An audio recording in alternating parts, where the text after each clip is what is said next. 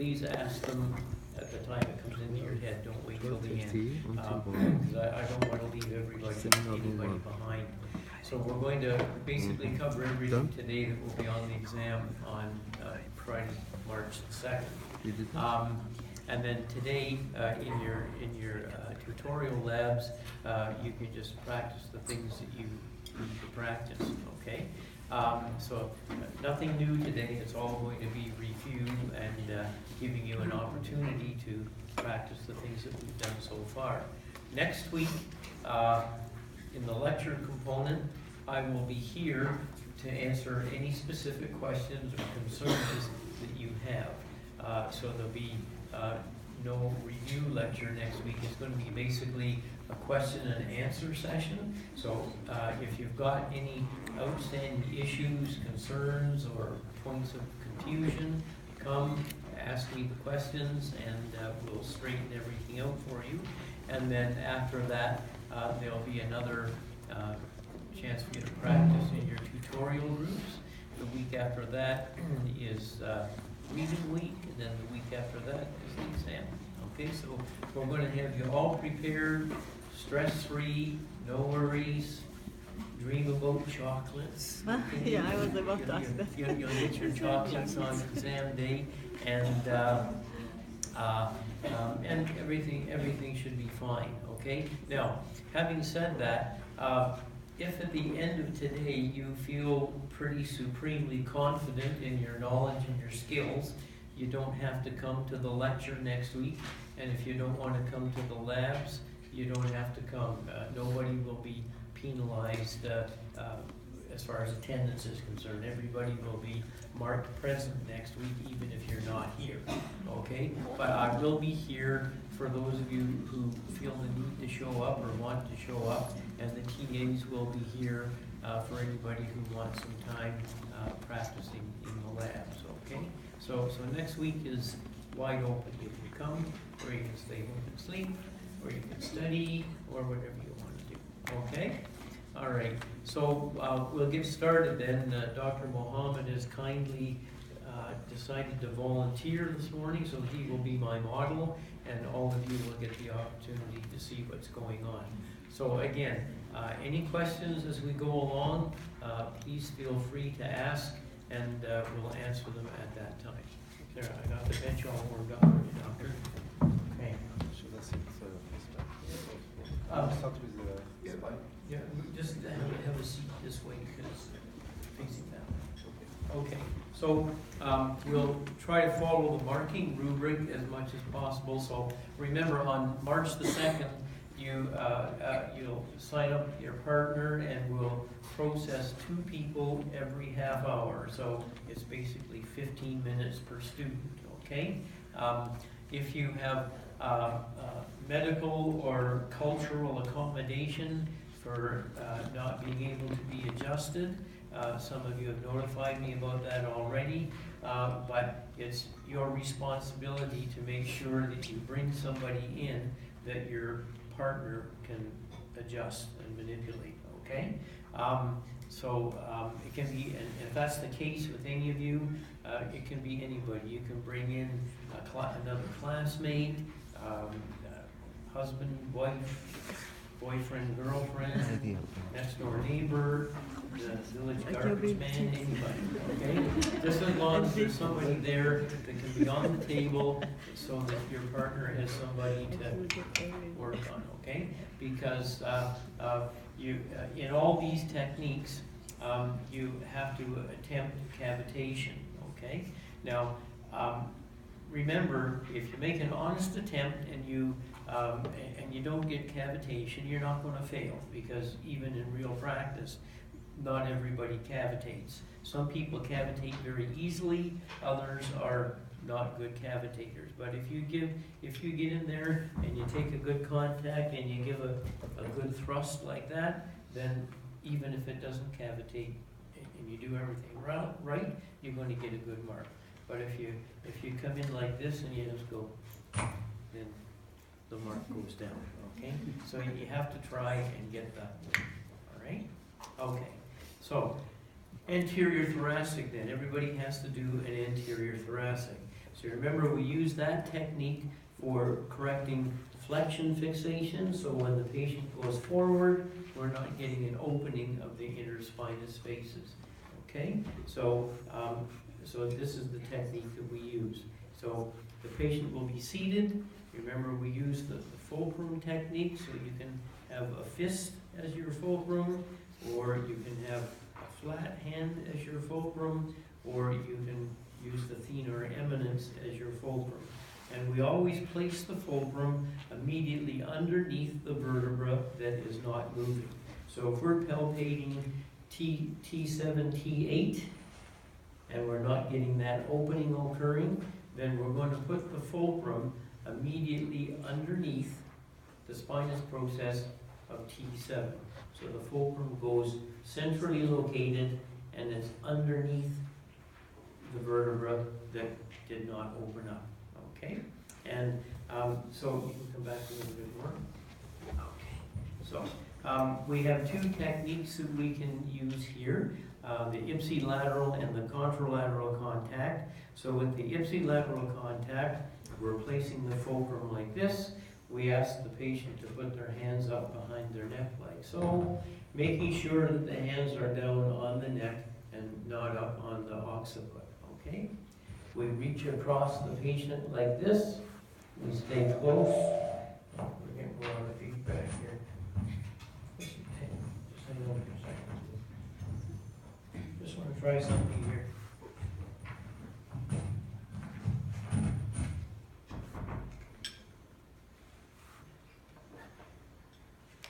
If I talk loud like this, can you hear me? Okay, good. We're getting some feedback with this thing, so we'll let it go. If my voice starts to fade, put your hand up and tell me to speak up, and that way we don't lose anybody behind. Okay, so we're like this. The fulcrum is in place. I reach across and secure the patient like this, and I stay close to the patient. At this point, you can ask the patient to breathe in. Then as they exhale, they come down on the table. You come over top of the patient like this, or like this, and then the body drop creates the manipulation, okay? The essential thing to remember is when the patient is going down onto the table, the doctor has to come over top of the patient, okay? You can't be out here like this. The doctor's body has to be on top of the patient so that when you do the body drop, it focuses in on the fulcrum and you get the cavitation, okay? The other way to do this is with the contralateral approach. So here,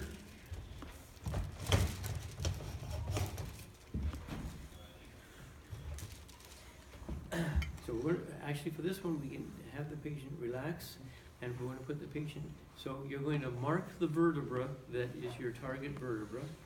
We're going to lay the patient down like this, and then we have the patient give themselves a nice big hug, okay? All right, now this will be my fulcrum. So I'm going to roll the patient towards me. I'm going to place this fulcrum underneath where my marking finger is. So the patient will come over like this. I reach over like this, take the patient's elbows, and then I roll the patient back over onto my fulcrum. And as I do that, I'm coming on top of the patient. The center of my sternum is over the fulcrum. The patient breathes in, and then as they exhale, I push the air out and then body drop, okay? So that's the ipsilateral, that's the contralateral contact, and we just did the ipsilateral contact. So you can use whichever one you feel comfortable with because they both accomplish the same thing, okay? Just be careful with the ipsilateral contact. When the patient goes down, make sure that you come over top of the patient. With the contralateral contact, that's not an issue because as soon as you roll the patient back over on top of the fulcrum, the doctor's body automatically comes over too, okay? Have them push the air out and then boom, you do the body drop, okay? Any questions on the anterior thoracic? On exam day, make it easy on yourself.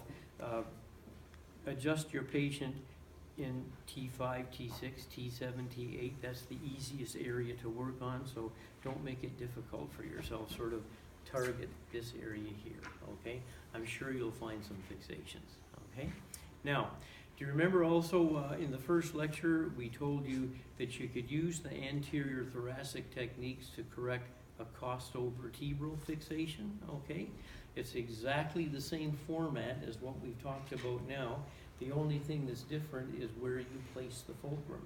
And you're going to move the fulcrum over so that you're contacting the non-articulating tubercle of the rib. So if we motion palpate the rib on the left side, and you know when we motion palpate the rib, if the rib is functioning properly, we should feel the non-articulating tubercle move forward so it becomes soft underneath your finger or your thumb. If there's a back pressure or there's no movement, then you're aware of the fact that you have a costovertebral fixation at that point. So, could I have you turn facing this way for a moment? No, sitting, yeah. So instead of having your fulcrum over the spine like you would for a spinal fixation, if we want to manipulate this rib, I'm just going to move the fulcrum over so that my thenar muscle is over on the non-articulating tubercle. So I'm just going from this to this, and then everything else is exactly the same. And you can do it either ipsilaterally or contralaterally to correct a costovertebral fixation, okay? So the only thing that changes is the positioning of where the fulcrum is. The technique is exactly the same. Any questions on using the modified anterior thoracic to correct a costovertebral fixation? Okay, very good. So we've got the anterior thoracic for the spine, and we have the modified anterior thoracic to treat a costovertebral fixation. Okay? All right. Now, next one, cross bilateral. Okay? Favorite one for the thoracic spine from about T4 all the way down to T12. Okay? We have a modification for that up here, which we'll talk about today too. But for the standard cross bilateral, about T4 down to T12, but most commonly used about T4 to maybe T9. Okay? So we're going to put you down on your stomach. So for this one, the patient will be prone, and we want to make sure that the headpiece is parallel to the floor, or maybe even slightly inclined. Whoops. And we want to make, this table looks like it's seen better days. There we go. Okay. Okay. So the patient is prone on the table, and we use this technique for correcting your standard spinous process right, spinous process left deviations, your PR and PL, okay? So if I'm standing on this side and I'm targeting this vertebra, then I would be looking at the fact that the palpation showed that the patient was spinous process right. And so therefore, if the spinous process has moved to the right, then the left transverse process will be more posterior or more elevated, and that is the one that we're going to take our contact on to correct, okay? So it's the doctor's pisiform on the transverse process of the vertebra in question, okay? So with this one, we have to, first of all, remove the skin slack. You see, the skin moves. So we can't take a contact on a vertebra and thrust like this, because half of our energy will be lost in the skin. So we have to tighten the skin up first before we do the thrust. So we target our transverse process. So the doctor will be standing on the side of the elevated or the more posterior transverse process, because the spinous process has gone to the right. The left transverse process will be our target point. So we're going to mark that, and with the non-manipulating hand, which in this case will be the left, we're going to pull the skin towards the head. So we're gonna pull it and make it nice and tight like that. So we're stretching the skin, okay? And we're going to pull slightly past the transverse process, okay? Don't stop on top of the transverse process, because if you do, as soon as you place your manipulating hand, you have to let go, and then the skin gets loose again. So pull the skin tight, keep it tight, go slightly past the transverse process, and then the pisiform will go on the transverse process, and then you remove this hand, okay? Make sure that when you take your contact on the transverse process, that once you get there, you don't relax, okay? Because then you lose the skin slack again. Everything has to keep going in this direction from A to Z. So we tighten the skin and hold it. Make our nice arch so that the pisiform sticks out, and we're going to slide the pisiform right on to that transverse process. And with this arm now, I'm going to keep pushing this way. We want that skin to stay tight, okay? You also recall we talked about a way of getting a really tight contact on here.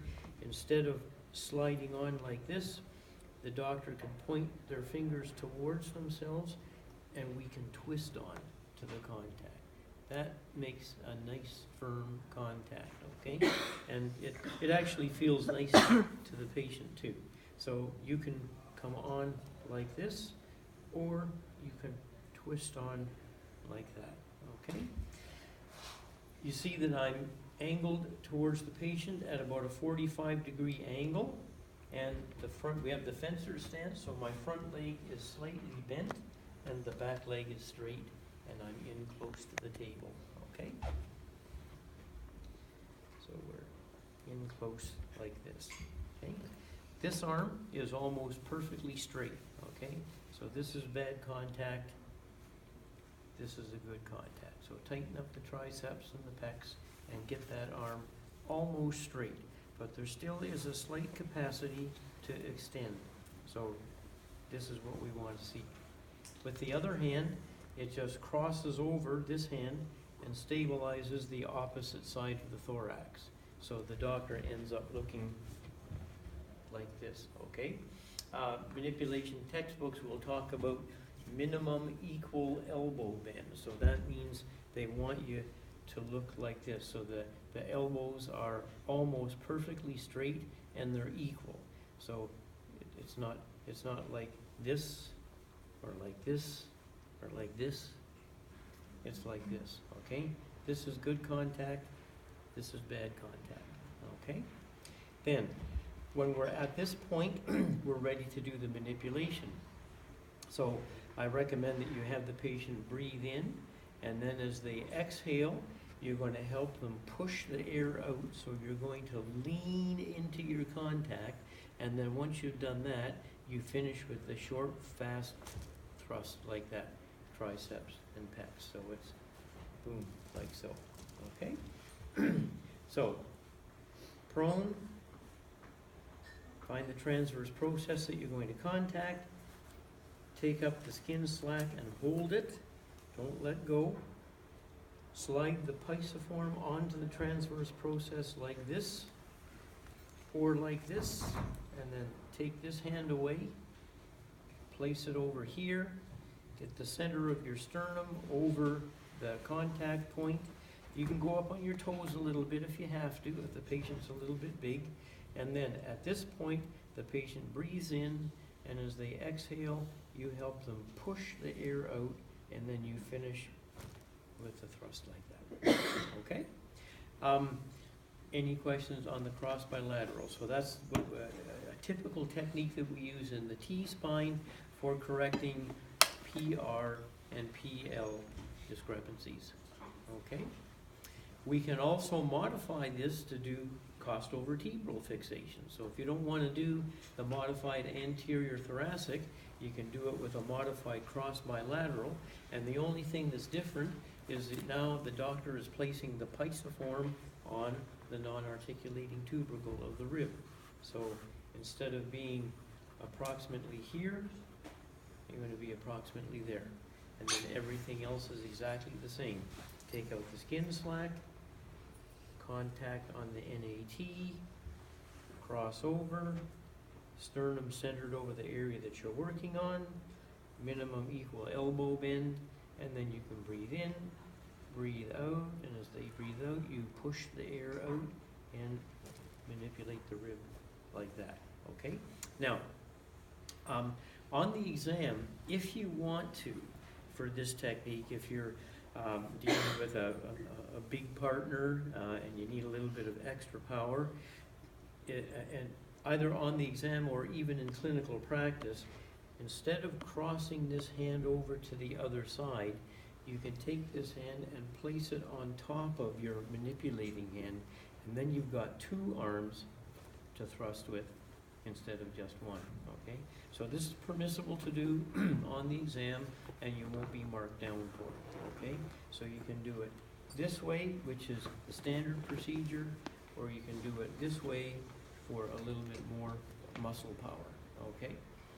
So now we've got anterior thoracic, cross bilateral, and the modifications for the rib fixation, okay? Any questions so far? Okay, how we doing? All right, great. Okay, so let's move now up to the upper thoracic spine. We taught you two techniques there, the combination technique and the thumb move, okay? And that's for correcting rotational fixations T1, T2, T3, okay? Now, the first one, the combination move, is just a modification of the cross bilateral. The only thing that's different is what we do with the non-manipulating hand. So if we had, let's say, a T3 PR, so we know that the left transverse process is going to be elevated, and that will be our contact point, just like down here. So the first half of the setup is exactly the same. You know it already. You're going to find the transverse process. With the other hand, you're going to pull the skin tight towards the patient's head and keep that tight. Then the pisiform goes on the same way. I'm going to put the pisiform on the transverse process like this, or if I want to, I'm going to twist on like that, and my fingers are going to be pointing over the top of the patient's shoulder, okay? So if I were on the other side, my contact would look like this. So I've got the nice high arch. I'm just going to place it down like that. Don't keep your fingers straight, because when you thrust, you're going to smash into the patient's occiput. If you put the fingers down like that, it's more comfortable for you, it's more comfortable for the patient, and you're not going to injure your fingertips, and you're not going to hurt their occiput, okay?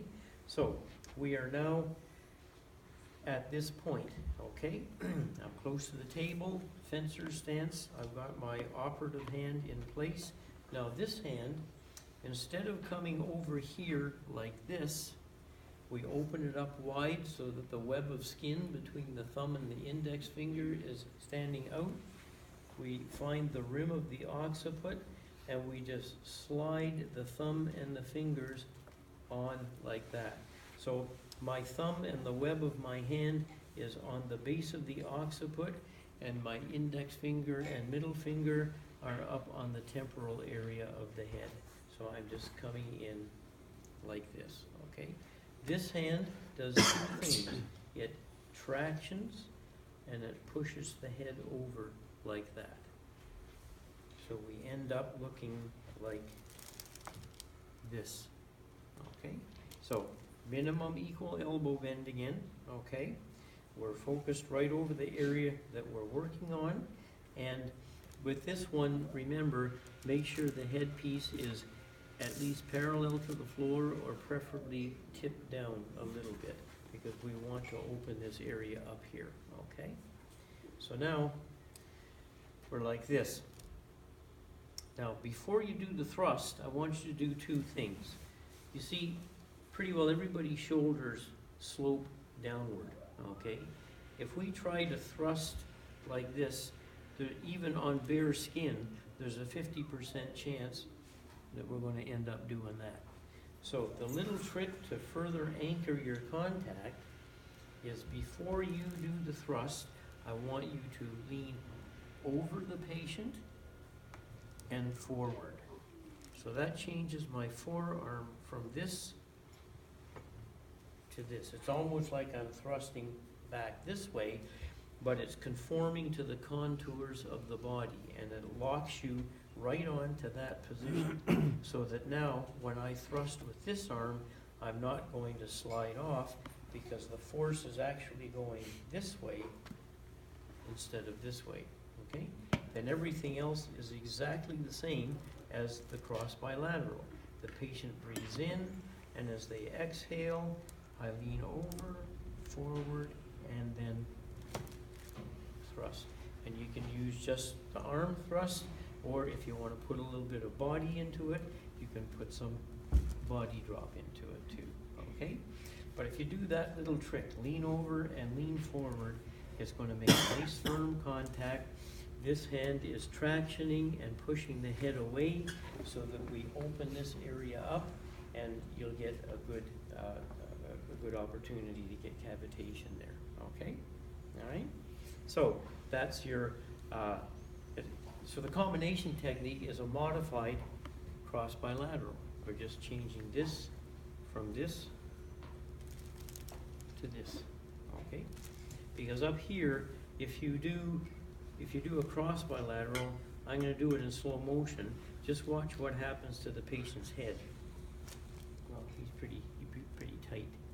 But on a flexible person, the head's going to whip back like that, and it's going to be like a therapeutic whiplash, which we don't really want to do.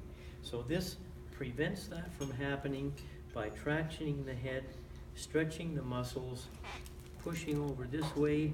It opens up the facets, and you're thrusting into an open space, okay? So that's the option that you have to do. That's one of the choices that you have for the upper thoracic spine, okay? The other one we talked about was the thumb move, okay? So the thumb move accomplishes the same thing as the combination move, except now it's the doctor's thumb on the spinous process of the vertebra. So for example, if we were going to target T2 and it was a spinous process left indication, so PL, then I'm going to stand on the side to which the spinous process has deviated. I'm going to place my thumb on the spinous process, and we're going to be pushing everything over like that, okay? So there's an ipsilateral and a contralateral thumb move. They both do the same thing. You can use the one that feels best for you. So we have T2 spinous process left. The corrective thrust is going to be from left to right. So we're going to, with our non-adjusting hand, we're going to pull the skin tight in the direction of the thrust, and then we're going to place the thumb on the side of the spinous process, up near the lamina, okay? And my fingers are just going over top of the patient's shoulder like that. So we're like this. We need a wide fencer stance for this one because the forearm of the doctor has to be parallel to the floor. So it can't be like this. It has to be down like this. So I'm taking a wide fencer stance. I'm dropping my elbow and my shoulder, and at the same time, I'm ulnar deviating my wrist. So we end up looking like this. And I am down close to the patient. Okay, I'm not way up here like this. I'm down touching the patient like this. Okay. Now, this hand does the same thing as the combination, only from the other side. I'm going to take a web contact on the occiput, and with my right hand, I'm going to traction and push the head this way. So I'm opening up this space so it's nice and wide for me to manipulate into. And at the same time, with this hand, I am pushing in on the spinous process. So my hands are going like this. Okay? This hand is pushing the spinous process. This hand is tractioning and pushing the head over to open this space. And then once we've done that, or down here like so. The patient can breathe in, and as they exhale, you push into your contact and then just thrust straight across like that. So it's a push like that. It can be just with the arm, or if you need more power, you can put your body into it also, okay? That's the ipsilateral contact. The contralateral contact occurs when the doctor stands on the side opposite to the spinous process deviation. So if we had a PR here, spinous process right, I could come around here if I wanted to, and I could do the manipulation like this, or I can stay on the other side. I'm still going to be thrusting this way, okay? Remember, the spinous process is like this. We want to bring it this way, okay? So, take out the skin slap, so pull the skin in the direction of the thrust. So I'm now pulling from right to left, okay? So everything is tight in this direction.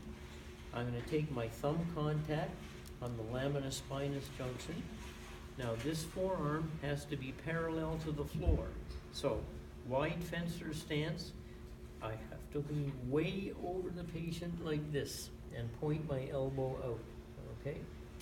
This hand tractions and pushes the head this way so that I'm thrusting into an open space, and then the patient will be asked to breathe in, and as they exhale, I push into my contact and thrust, okay? We've got a little cavitation there, okay?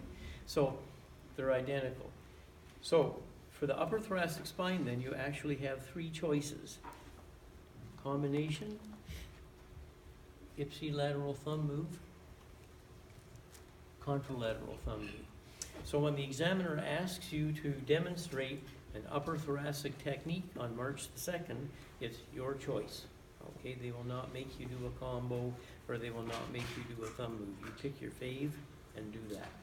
Okay, so that pretty well takes care of the T-spine. Anterior thoracic, cross bilateral, and the modified anterior thoracic and cross bilateral for the ribs, and thumb move, and ipsilateral, contralateral, and combination. Okay, now lumbar spine.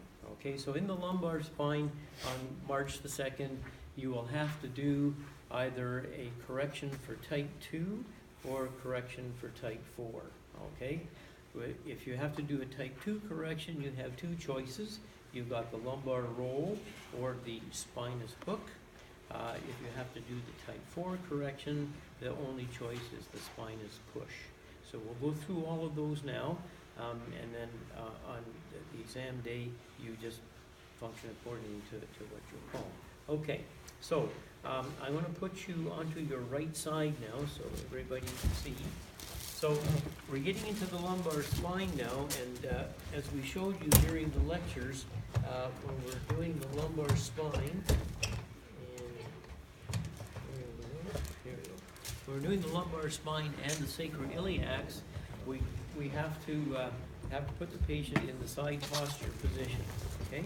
So we'll demonstrate first of all the lumbar roll, which is the pisiform to mammillary contact, and then we'll do the hook, and then we'll do the push, okay? So that the lumbar roll and the spinous hook are to correct the type 2 problems, and the type 2 problems are caused by the tightness, the hypertonicity in the erector spinae muscles. So we have the patient positioned on the right side, so that tells us right away that we're trying to correct a vertebra that has gone PR, spinous process right. So that makes the left mammillary process more posterior or more prominent, and we're going to contact on the mammillary process, push it posterior to anterior, and that will rotate the vertebra like this and bring the PR back to neutral, okay? So the patient's in the side posture position. We're going to make sure that the patient is not resting too heavily on the shoulder, and we can just fold their arms across like this. We're going to palpate the spinous process of the vertebra that we're going to treat, and we're going to bring the top leg of the patient up and move it back and forth until we can feel that spinous process start to move. And that tells us how high up to bring the leg, okay? The higher we bring the leg up, the more traction we're putting on the spine, and we're freeing up successive vertebra going up. So here around L3, I can feel that moving. If I wanted to manipulate L2 or L1, then this leg would have to come up higher in order to affect a change on those vertebrae, okay? So once you can feel that vertebra moving, then that lets you know that this is where you're going to lock the leg. And I'm just holding the leg in position with my back leg, and I've got my front leg up here free to carry weight on, okay? Put the patient's arm up on the side of the thorax like this, and up here, we're going to stabilize the patient. So you can contact the deltoid and apply a little bit of traction and stabilize that way. We showed you how you could contact the elbow and place your forearm across the patient's humerus and stabilize and traction this way.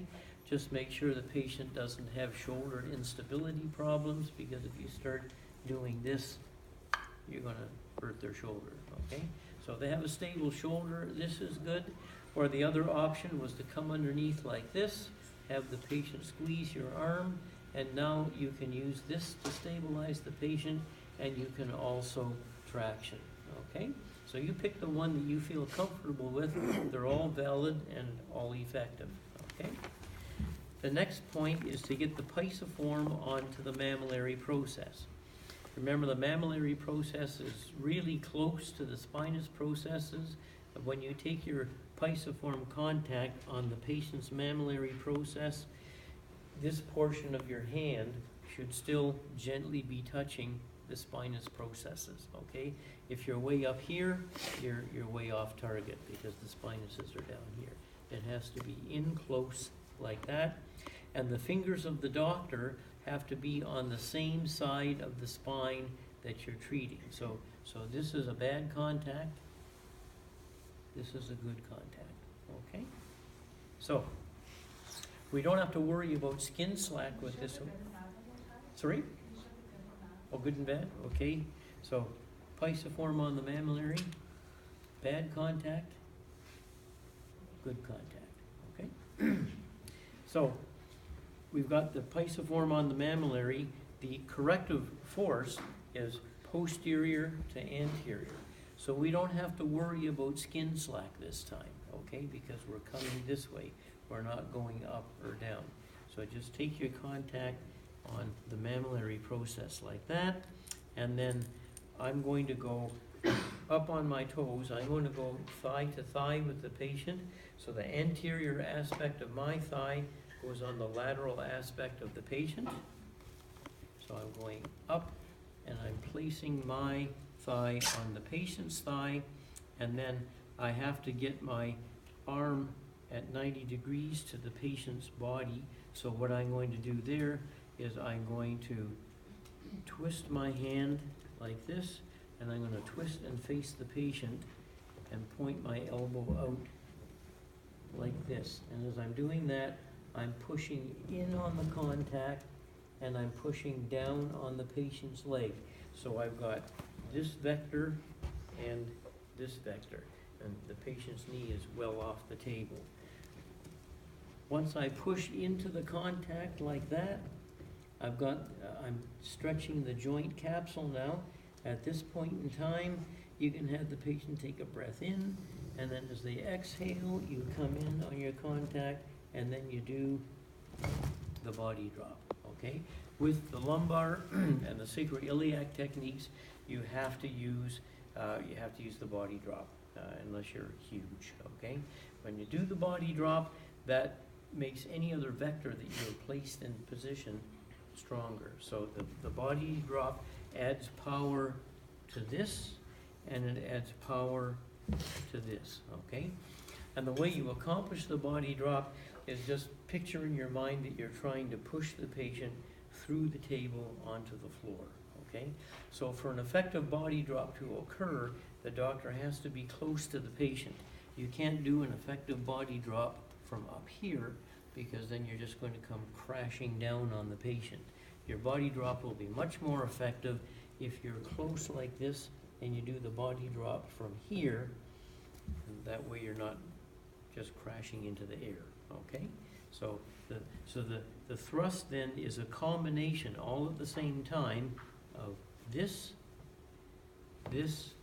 and body drop, okay? So you just put them all together, boom, like that, okay? And that's the lumbar roll for the type 2 PRPL fixation. The other option that you have is the spinous hook, okay? So this is just a different means to the same end. So the middle finger and the ring finger are hooking underneath the spinous process, and we're pulling the spinous process this way, okay? So side posture position, same rules for the positioning of the leg. You palpate the spinous process, feel it move, and then this one we need to be concerned about the skin because we're going to be pulling up this way. So we're going to find the spinous process that we're treating.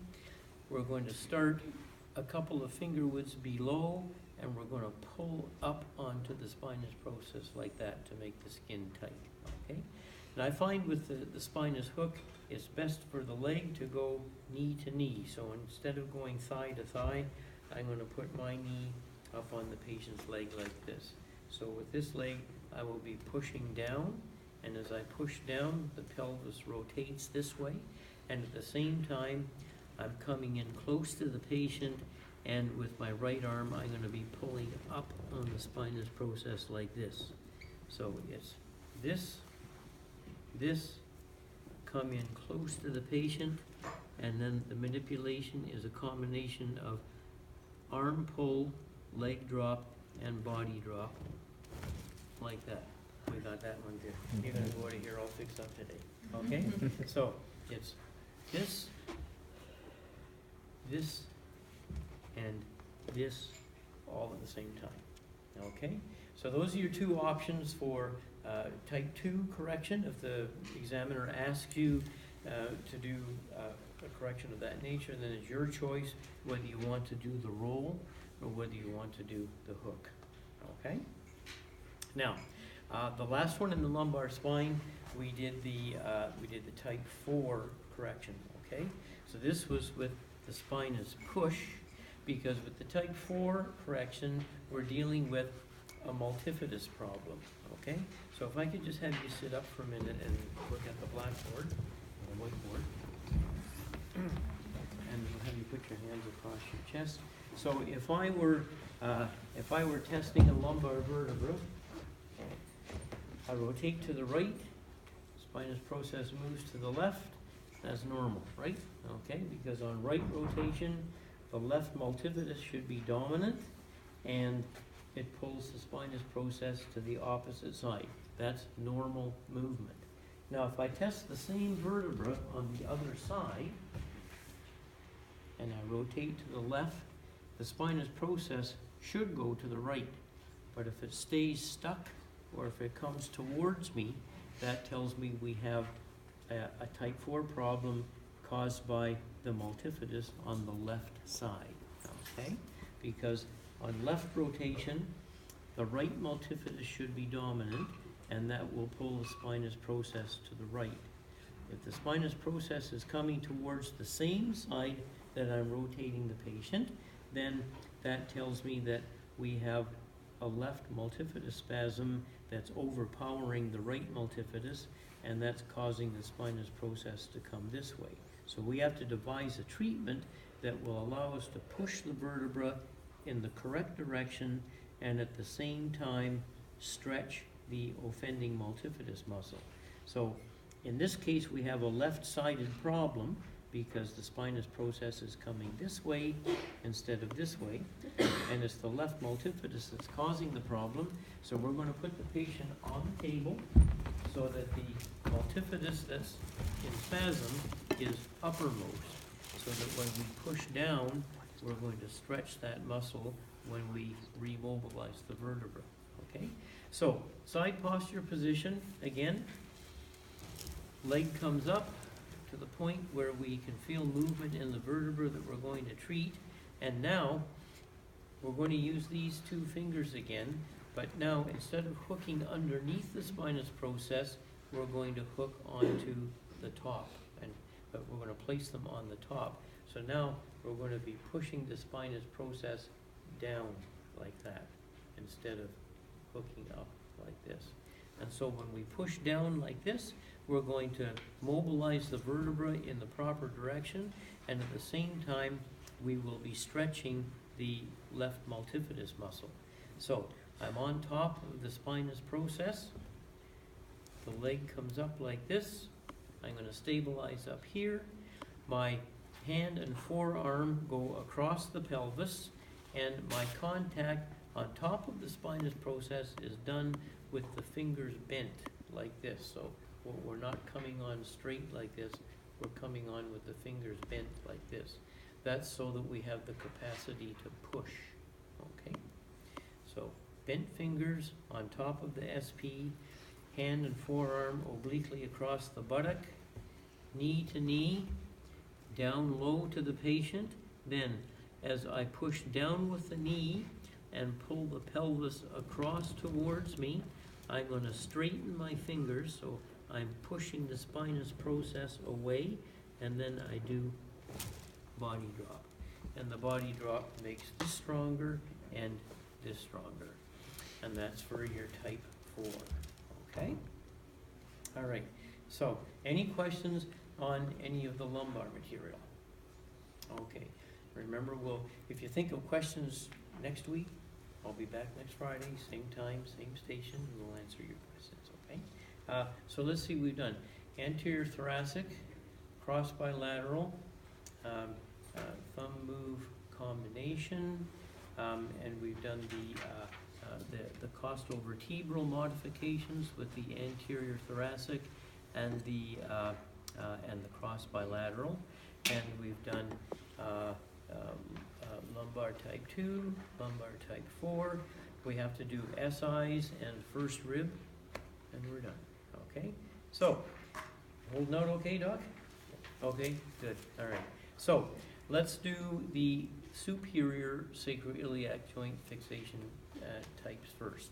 Are you all comfortable with the motion palpation? Okay, so we'll just dive right into the treatment. We're doing fine. Okay, so standard procedure, the one that everybody learns initially for the superior sacroiliac joint is a pisiform contact on the PSIS, okay? And then it looks very much like a lumbar roll, but now instead of being on the mammillary process, we're up on the PSIS, and the line of drive will be directly down the patient's leg like this. So again, it's more or less at a 90-degree angle to the central axis of the patient's body, okay? With this one, the contact point is the PSIS, so I'm going to place my pisiform on the PSIS like this. In the beginning, the setup, the fingers are pointing away, but when we take our final positioning so that we're doing the manipulation, my fingers are going to come up like this, and my elbow is going to be pointing out towards you people, because we have to set the line of drive up down the patient's leg like this. So we can start like this. We can go thigh to thigh with the patient, okay, just like in the lumbar spine.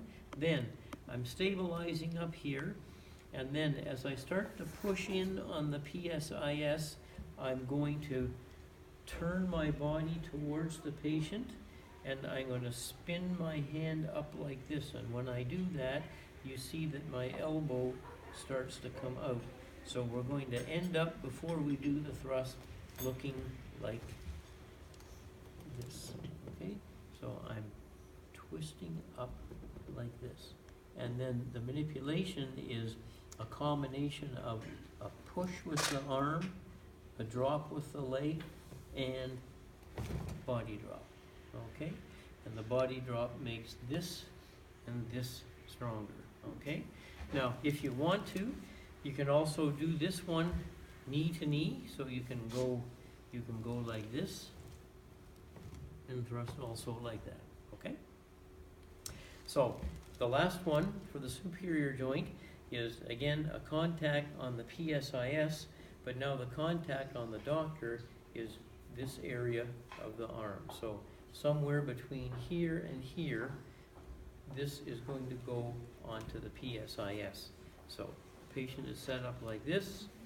This one works best knee to knee, and I'm contacting the PSIS like this. Okay, so I'm just bringing my arm down like that.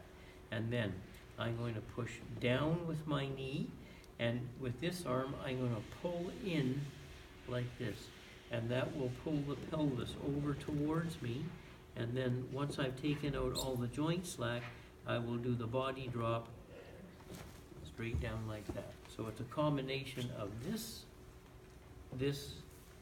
and body drop. Okay? So you've got this option, or this option. Okay? You can pick the one that feels best for you, and away you go. Okay, inferior SI joint. Here, side posture position again. We're going to stabilize the patient up here by holding on to the elbow, or to the shoulder like this. So we're hooking our hand across the top like this and having our forearm on the patient's chest like this. The leg has to go up really high because we're now trying to traction the inferior sacroiliac joint, okay? The contact is the heel of the doctor's hand on the ischial tuberosity, and the forearm is parallel to the floor, so you have to get down low with a wide fencer stance, and the line of drive is going to be a linear drive up towards the patient's shoulder. So it's a thrust from here to here.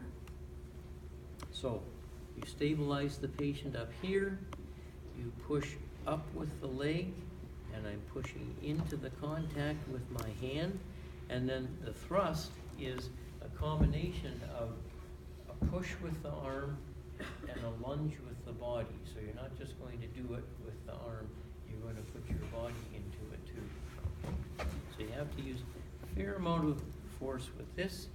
So we're contacting like this, we're stabilizing here, lean into the contact, and then thrust.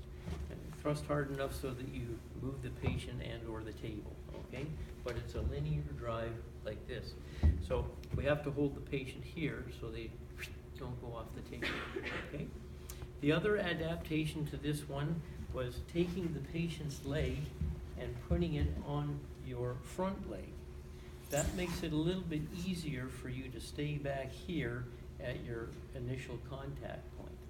You're going to stabilize the patient up here, still contact on the ischial tuberosity, and the line of drive is still up like this, but now you've got the ability to elevate the patient's leg a lot more effectively just by the mere fact that when your body moves forward, the leg moves forward too, and this is what we want, okay?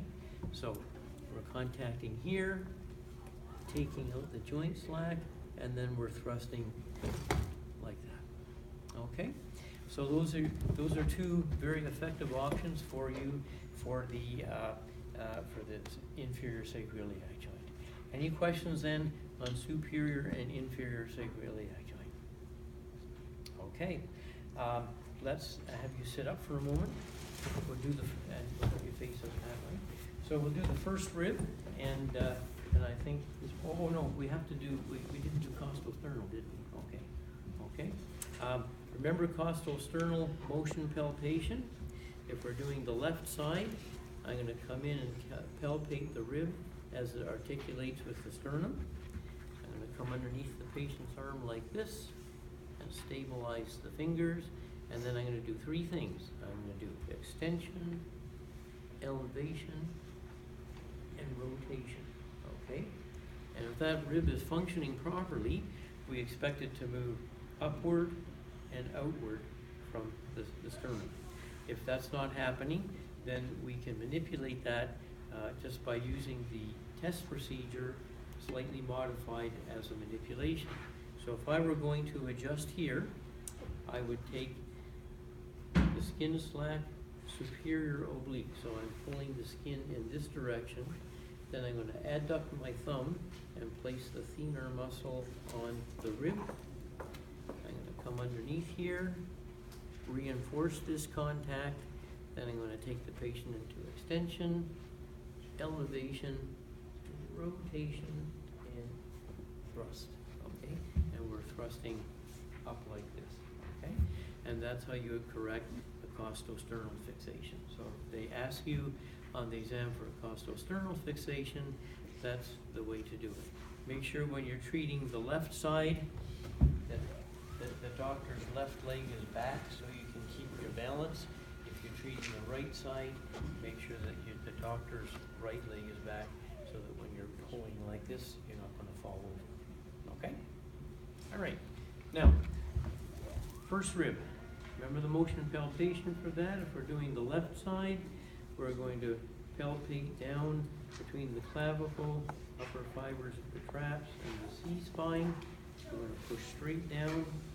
When we bump into something, we'll be on top of the first rib. And if I laterally flex the head towards that side, if we have normal movement, that first rib should sink down, so we'll feel it sinking down. And then if we rotate the head away from that side, then at the end range of motion, we'll feel the rib move anterior and slightly superior. Okay? So we have some options here for the first rib. We showed you a supine technique and a prone technique. So we'll put you on your back first. Okay. All right.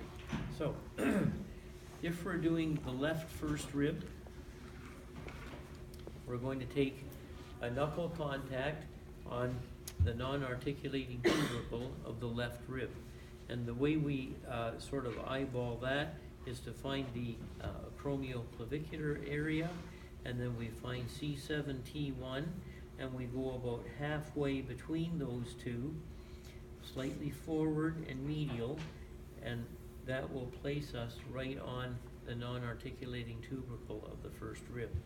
So we're going to put our knuckle onto that contact point. I'm supporting the patient's head in my hand. I'm just holding it. Just pretend you're holding a watermelon, okay?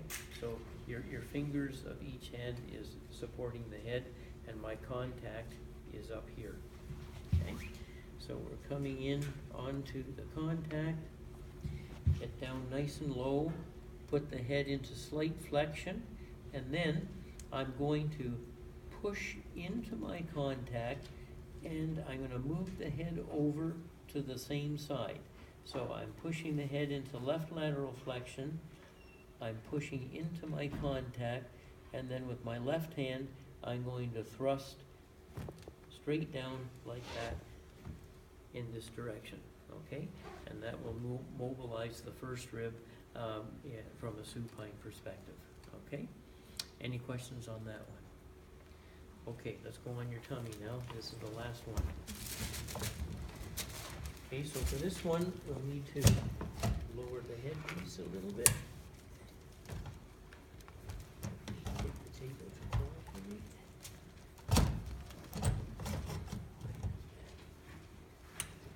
This is a long table. There we go. Okay.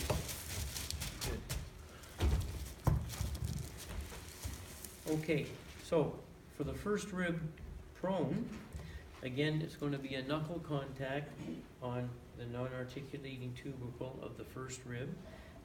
There's an ipsilateral and a contralateral approach, so we're going to treat the left rib first. So if I'm standing on the same side as the fixated rib, this will be the ipsilateral contact.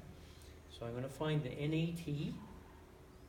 I'm going to put my knuckle on the NAT, so my hand is coming in like this, and this is going on to the NAT. You'll see better when I do this side too. So there's the left-sided contact, okay? Wide fencer stance. Now, when you look at this first, it almost looks like a thumb move, but the thumb here is doing nothing. My contact point is up here. And you can use the thumb as a marker because that's going to be the direction of my thrust. So just follow your thumb, okay? This hand does the same thing as it did with the combination and the thumb move. We're going to take a web contact on the occiput. We're going to traction, push the head over this way, and at the same time, I'm going to push into my contact on the NAT of the first rib, and my thrust will be pow, like that. Like that, okay? Pushing right in like that, and follow the thumb. If you want to do a contralateral contact, then if it was a right rib, I could come over to this side and do an ipsilateral contact, or I can stay over here. There's my NAT. I'm going to put my knuckle contact on there. This will be a web contact over here. I have to lean way over the patient because this has to be parallel to the floor. So I have to lean way over like this. I'm going to push the head over into lateral flexion, and then I'm going to thrust, boom, like that. So the thrust again will be in the direction of my thumb, okay? I know that looks awkward, and I know the contralateral thumb move looks a little awkward, but in my practice I do most of that work contralaterally. I find it gives you more power, but you can play around with it and use whichever one you want. So if the instructor asks you on the exam to do a first rib manipulation, you can show them the motion palpation, and then you've got one style supine, and then you've got two choices prone, ipsilateral or contralateral. So again, wherever there's a choice, it'll be the student's privilege of selecting which one you want to do. Okay? Okay, thank you, sir. You can come up for some air now. Let's hear it for our volunteers. Okay, so next week then, like I said, in the lecture, I will be here. If you think of any questions or you want anything clarified, I'll be here to do that for you. And then there'll be another opportunity next week to practice some of these techniques in the lab. If you feel that you're okay and you don't really want to come, then I won't be offended, and you won't lose an attendance credit. Anybody who came in a little bit late, we've got the sign-up sheets there on the wall if you want to sign up for March the 2nd. I'm going to leave those sheets up there until about I think February the 22nd, and I need to take them down so I can prepare the examination packages and make sure I buy enough chocolate bars. Okay? All right. So thank you for your attention. That was kind of a marathon lecture. We better get out of here for the next people, and we'll see you in the labs.